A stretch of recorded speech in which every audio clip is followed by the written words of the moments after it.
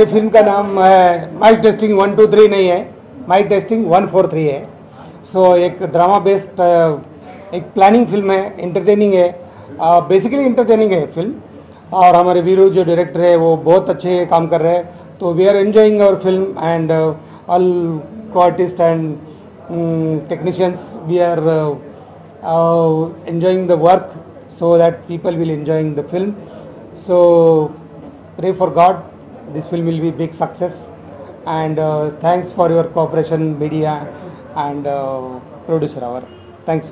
Final completion stage of our film Mic Testing 143, and we have done the complete shooting. All the talkie portion is over and just the songs are balanced, so we're going to be going to Bangkok to shoot 1 or 2 songs there, and hopefully the film is a good wrap then. And I pray that all our hard work pays off, because we worked really hard on this film. I worked very hard on my character especially. You would be seeing me doing something different than the usual that I've been doing so far. I seek all of you's blessings, and I really thank the entire team of Mic Testing 143 to be so supportive and so helpful for me. And my co-star Mr. Tarak Ratna ji has been a fantabulous person to work with. Veeru K sir ji has also been very supportive. The entire crew and Shivaji Shinde sir and everybody, including the entire cast, has been really helpful and friendly to me. And I'm looking forward to working with them very soon again. Thank you so much. Mic Testing 143 title చాలా విచిత్రంగా ఉందండి. చిత్రం కూడా చాలా బాగుంటుంది. అంత మంచి కథని తయారు చేస్తున్నారు డైరెక్టర్ వీరు కే గారు. మరి ప్రతి సినిమాలోని ఇంచుమించు నటించాను. ఇందులో కూడా చాలా మంచి వేషం వేస్తున్నాను.